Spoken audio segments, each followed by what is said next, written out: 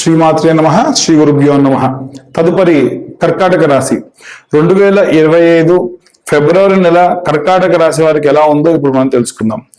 కర్కాటక రాశి వారికి ఈ మాసం అంతా కూడా అనుకూలంగా ఉందని చెప్పొచ్చు. ఖర్చు వీరిది కాదు, ఆదాయం వీరిది కాదు, లాభము వీరిది కాదు, కేవలము పని చేయడం వరకు మాత్రమే వీరిది. ఉదాహరణకు వ్యాపారస్తులు ఎవరైనా ఉన్నారనుకోండి, ఇన్వెస్ట్మెంట్ వాళ్ళు పెట్టిన పేరు మాత్రం వాళ్ళ భార్య పేరు మీద, వాళ్ళ నాన్నగారి పేరు మీద ఉంటుంది. వ్యాపారం ఇలా నడుపుతూ ఉంటారు. అప్పుడు ఖర్చు ఎవరి ఖర్చు పెడుతున్నారు? మీది కాదు. ఆదాయం లాభం వస్తే ఎవరిది? మీది కాదు. కానీ మేనేజ్మెంట్ అడ్మినిస్ట్రేషన్ పవర్ మాత్రం మీది. కాబట్టి విద్యార్థి అలాగే గృహిణుల విషయానికి వస్తే అంత సాదాసీదాగానే ఉంటుంది. ఇంట్లో ఉన్నటువంటి ఆడవాళ్ళు బాగా వాళ్ళ యొక్క డామినెన్సీ అనేటువంటిది సాధారణంగా ఎక్కువగా ఉంటుంది. ఈ నెల ఇంకాస్త ఎక్కువగా ఉంటుంది. ఇవి కాకుండా ఉద్యోగస్తుల విషయానికి వస్తే కనుక విపరీతమైనటువంటి స్ట్రెస్. ఎప్పుడు చెప్తారండి మీరు కర్కాటక రాశి వారు రాగా స్ట్రెస్ అంటే అంతే కదా. వీళ్ళు ఇప్పుడు మనకు సాధారణంగా ఎవరన్నా ఒక పని చేయమని చెబితే మీరు గంటలో పని చేయండి అని చెప్పారనుకోండి, మనం ఏం చేస్తాం? గంటలో పని చేస్తాం, లేదు ఒక 5 నిమిషాల ముందు చేస్తాం. అరగంటలో పని చేస్తే ఏమవుతుంది? అరే వీడు చాలా తొందరగా పని చేస్తున్నాడు, ఈసారి వీడికి గంటలో చేసేటువంటి పని అరగంటలో అప్పగించవచ్చు అనుకుంటారా లేదా? మీ అత్యుత్సాహం వల్ల ఏమవుతుంది అని అంటే మీకు ఇచ్చేటువంటి పని రెట్టింపుగా ఇవ్వడం ప్రారంభించారు. అప్పుడు ఖచ్చితంగా స్ట్రెస్ ఎక్కువ అవుతుంది. కాబట్టి అధికంగా పని చేసి నేనే ఈ ప్రపంచంలో ఇక మొట్టమొదలు పనిచేస్తున్నా అన్న ధోరణిలో ఉంటే ఖచ్చితంగా మీకు అధికమైన ఒత్తిడి ఎక్కువైతుంది. కాబట్టి ఇచ్చిన సమయంలో పని పూర్తి చేయండి. మీ పరిధి వరకు మాట్లాడండి. మీ పరిధి వరకే. మీ యొక్క ఉద్యోగస్తుల విషయంలోనే చెప్పట్లేదు, వ్యాపారస్తుల విషయంలో కూడా చెప్తున్నాను. వ్యాపారస్తుల విషయంలో కూడా ఖచ్చితంగా వారి వారి పరిధి మేరకు మీరు వ్యాపారం చేసినా, ఏవైనా ఖాతాలు ఇచ్చినా మీకు మంచిది. మనోడేగా ఎప్పుడైనా ఇస్తాడని ఇచ్చేస్తే ఇంకంతే, గోవిందార్పణం. కాబట్టి ఎప్పుడు కూడా అలా చేయొద్దు. ఇవన్నీ కూడా గోచార రీత్యా చెప్పేటువంటి విషయాలు. మీ జాతకం కావాలనుకుంటే మీరు పర్సనల్ గా మీ గ్రహ సంచారం ఎలా ఉందో తెలుసుకోండి, మమ్మల్ని కాంటాక్ట్ చేయండి, మీ జాతకం తెలుసుకోండి.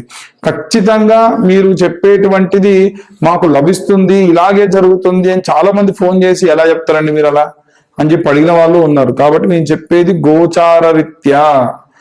మీ పేరు బలం మాత్రమే మీకు తెలిసినప్పుడు, మీ పేరు మాత్రమే తెలిసినప్పుడు ఇవన్నీ కూడా ఖచ్చితంగా పరిగణలోకి తీసుకోవాల్సిన విషయాలు. ఆల్మోస్ట్ అండి ఇప్పుడు నేను జాతకం చెప్పే వాళ్ళందరికీ కూడా ఇవన్నీ కూడా మ్యాచ్ అవుతున్నాయని కాల్ చేసి కూడా మాట్లాడిన వాళ్ళు ఉన్నారు. అయితే ఎవరైనా సరే సినీ రాజకీయ రంగాల వారు కానీ, కోర్టు వ్యవహారాల్లో తిరుగుతున్నటువంటి వారు కానీ, కాళీ దేవాలయానికి వెళ్ళి మీరు కానీ అమ్మవారికి నమస్కారం చేసుకొని ఏదైనా సరే మీరు అమ్మవారికి ఇంత పూలదండనో లేకుంటే నిమ్మకాయల దండనో సమర్పించడం వల్ల పనులయ్యే ఛాన్స్ అధికంగా ఉంది. సంతానం లేని వారికి సంబంధించిన విషయానికి వస్తే గనక స్కాంద పురాణం వినండి, చాలా చాలా మంచిది. ప్రతి ఒక్కరికి కూడా ఇదే చెప్తాను నేను. స్కాంద పురాణం అనేటువంటిది వింటే చాలు సంతానం, సుసంతానం కలుగుతుంది. సుబ్రహ్మణ్యుడి యొక్క నామస్మరణ చేస్తే చాలు సంతానం కలుగుతుంది. వివాహం కోసం ఎదురు చూస్తున్న వారు సైతము ఇలాగే చేయడం, అంటే స్కాంద పురాణం కాదు కానీ సుబ్రహ్మణ్య స్మరణ చేయడం చాలా చాలా శ్రేయస్సుకరమైనటువంటి విషయం. ఇక అన్ని వర్గాల వారు ఎలాంటి రెమెడీస్ పాటించాలి, ఎలాంటి జాగ్రత్తలు తీసుకోవాలి ఇప్పుడు మనం తెలుసుకుందాం. శ్రీమాత్రే నమః. అన్ని రాసుల వారికి కూడా, ముఖ్యంగా ఈ ఒక్క రాశికని కాకుండా అన్ని రాసుల వారికి కూడా ప్రత్యేకంగా ఈ మాసంలో తీసుకోవాల్సినటువంటి రెమెడీస్ ఏమిటి అంటే, విద్యార్థులు, గృహిణులు, అలాగే వ్యాపారస్తులు, అలాగే ఉద్యోగస్తులు, వీరందరికీ సంబంధించి ప్రత్యేకంగా మనం చెప్పుకోదగ్గటువంటి రెమెడీస్ కొన్ని ఉన్నాయి.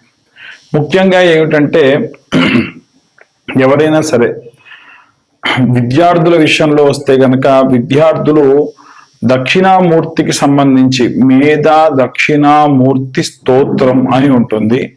ఆ మేధా దక్షిణామూర్తి స్తోత్రం చదువుకోవడం మంచిది. గృహిణులంతా కూడా వీలైనంత వరకు కూడా సంక్రాంతి సమయంలో మీరు ఎప్పుడైతే పొంగలి వండుతారు కదా, ఆ సమయంలో ఎలా అయితే మీరు నైవేద్యం వండి నివేదన చేస్తారో అలా ప్రతి వారము శుక్రవారం నాడు, వారంలో శుక్రవారం నాడు అమ్మవారికి పొంగలి అంటే తీపి పొంగలి నైవేద్యంగా పెట్టండి, చాలా మంచిది. అలాగే విశేషంగా ఎవరైనా సరే ఉద్యోగస్తులు ఎవరైనా ఉంటే, ఉద్యోగస్తుల విషయానికి వస్తే బాగా ఇబ్బందుల్లో ఉన్నాం మేము, మాకు చాలా చాలా దారుణమైనటువంటి పరిస్థితి ఈ వారంలో కనిపించేటువంటి అవకాశం ఉంది అనుకున్న వాళ్ళు ఎవరన్నా ఉంటే గనక తీసుకోవాల్సినటువంటి జాగ్రత్త ఏమిటంటే కనక పుష్యరాగం అనే ఉంగరం ఉంటుంది. ఈ కనక పుష్యరాగం ఉంగరము మనకి 1200 రూపాయలు ఒక క్యారెట్ చొప్పున ప్రారంభమయ్యి 5000 వరకు కూడా ఉంటుంది. 1200 రూపాయల క్యారెట్ అనేటువంటిది సరిపోతుంది.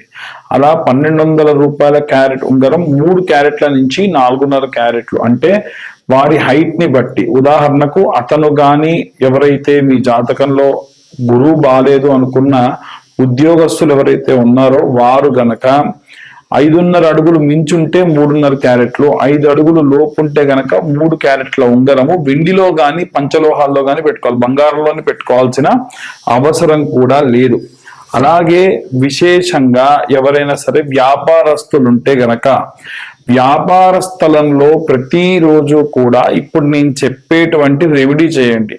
చాలా మంది వ్యాపారస్తులకు మనం ఎప్పుడు చెప్పేది ఏంటంటే శుక్రవారం నాడు చేయమంటాం కదా, అలా కాకుండా గురువారం నాడు ఇప్పుడు నేను చెప్పే రెమెడీ చేయండి. మామూలుగా మనకు బయట ధూప్ కప్స్ దొరుకుతాయి, అవి తెచ్చి వెలిగించుకొని ఉత్తరం వైపు తిరిగి తెల్ల ఆవాలు ఉంటాయి కదా, తెల్ల ఆవాలు అలాగే సాంబ్రాణి 2 కలుపుకోండి. కొంతమంది పొడి చేస్తారు, తెల్ల ఆవాలు పొడి చేసి ఈ యొక్క సాంబ్రాణిలో కలుపుతారు, అలా కూడా చేసుకోవచ్చు. కానీ తెల్ల ఆవాలు అలా వేయడమే చాలా మంచిది. అలా తీసుకొని ఇలా నుదురు దగ్గర పెట్టుకొని ఓం క్లీం కృష్ణాయ నమః. చాలా మంది కృష్ణ అంటే కృష్ణ పరమాత్మ పేరు కదా, కృష్ణ అన్నదానికి అర్థం ఏమిటి అని అంటే ఒక్క కృష్ణ పరమాత్మ అనే కాదు, కష్టములన్నీ కడతీర్చేవాడు, కష్టములన్నీ కడతీర్చేటువంటి సమయము అని అర్థం. కాబట్టి ఓం క్లీం కృష్ణాయ నమః అని ఆ యొక్క ఆవాలు అలాగే సాంబ్రాణి నుదురు దగ్గర పెట్టుకొని 5 సార్లు వేయాలి. ఇలా సాంబ్రాణి అది ఇలా పెట్టుకొని 5 సార్లు వేయాలి. ఇలా 11 వారముల పాటు చేయాలి, 11 గురువారాల పాటు చేయాలి. ఈ నెలంతా అయితే చేయండి, మీకు ప్రశాంతంగా ఉంది బాగుంది అనుకుంటే మంచిది. అయితే ఇలా మీరు ఎప్పుడైతే పెట్టుకొని వేస్తూ ఉన్నారో అదే సమయంలో వీలైతే మీ మనసున ఉన్న కోరిక, ఉదాహరణకు ఉద్యోగస్తులు చేస్తే ఉద్యోగస్తులు ఉద్యోగానికి సంబంధించిన కోరిక, అలాగే వ్యాపారస్తులు కనుక చేస్తే వ్యాపారానికి సంబంధించిన కోరికని కోరుకోవచ్చు. ముఖ్యంగా గుమ్మడికాయ కనుక ఒకవేళ కుళ్ళిపోవడం కానీ పండిపోవడం కానీ జరిగిందనుకోండి, ఎట్టి పరిస్థితుల్లో చాలా మంది చేసేటువంటి తప్పు ఏంటంటే అదే ఉట్టిలో మళ్ళీ కొత్త గుమ్మడికాయ ఏ రోజు పడితే ఆ రోజు మంచి పసుపు రాసేయాలి పెట్టేయాలి, ఇలా చేస్తూ ఉన్నారు. ఎట్టి పరిస్థితుల్లో అలా చేయకండి. గుమ్మడికాయని వీలైనంత వరకు కూడా అమావాస్య నాడు ఒక ఆంజనేయ స్వామి దేవాలయంలో ఉంచండి, అక్కడ నిద్రపోవాలి ఆ గుమ్మడికాయ, మీరు కాదు గుమ్మడికాయ నిద్రించాలి. అలా నిద్రించినటువంటి ఆ గుమ్మడికాయని మరుసటి రోజు అమావాస్య మరుసటి రోజు శుభ్రంగా పసుపు రాసి 11 సార్లు కుంకుమ బొట్లు పెడుతూ కూష్మాండాయై నమః సకల నరఘోష నరపీడిత నివారికాయై నమః కూష్మాండాయై నమః. నేను చెప్పేది అలాగే చెప్పుకుంటూ ఓం నమో కూష్మాండాయై నమః నరఘోష నరపీడిత నివారికాయై నమః అనుకుంటూ ఒక్కొక్క బొట్టు పెట్టాలి. చాలా మంది కుంకుమ తీసుకొని అన్నిటికి పెడుతూ ఉంటారు, అలా చేయదు. ఒక్కొక్కసారి కుంకుమ తీసుకోవాలి పెట్టాలి. ఇలా 11 బొట్లు పెట్టండి. పెట్టిన తర్వాతకి పాత ఉట్టి పారేయండి, ఎందుకంటే ఆ ఉట్టికి ఆల్రెడీ ఖరాబ్ అయిపోయిన గుమ్మడికాయ సంబంధితమైనటువంటి సొనంతా అంటుంటది. కాబట్టి ఎట్టి పరిస్థితుల్లో అలా చేయకుండా అదంతా కూడా శుభ్రంగా ఆ ఉట్టి పారేసి కొత్త ఉట్టిలో పెట్టుకోండి. ఇలా చేయడం వల్ల ఇంట్లో ఎటువంటి నరఘోష నరపీడితములు ఉన్నా సరే పోతాయి. ఇది ఒక మంచి రెమెడీ. ఆ తర్వాతకి ఇంకొక విషయం ఏంటంటే ఎవరైనా కోర్టు గొడవలు అలాగే కోర్టుకు సంబంధించినటువంటి వ్యవహారాల్లో ఇబ్బందులు పడుతూ ఉన్నారు. సినీ రాజకీయ రంగాల వారు ఎవరైతే ఉన్నారో, అంటే భారీ పని, ఒక పెద్ద పని, ఒక మంచి ప్రాజెక్ట్ గురించి వెళ్తున్నారు అనుకోండి, ఏం చేయాలి అని అంటే అమ్మవారి గుడికి వెళ్ళి మనకు గుమ్మడి పండు ఉంటుంది, ఆ గుమ్మడి పండు పైన కర్పూరం పెట్టి వీరైతే ఆ దేవాలయంలో అమ్మవారికి దిష్టి తిప్పి, కర్పూరం వెలిగించి దిష్టి తిప్పి దాన్ని ఈశాన్య భాగంలో కొట్టేసి వెనక్కి తిరిగి చూడకుండా వెళ్ళిపోండి.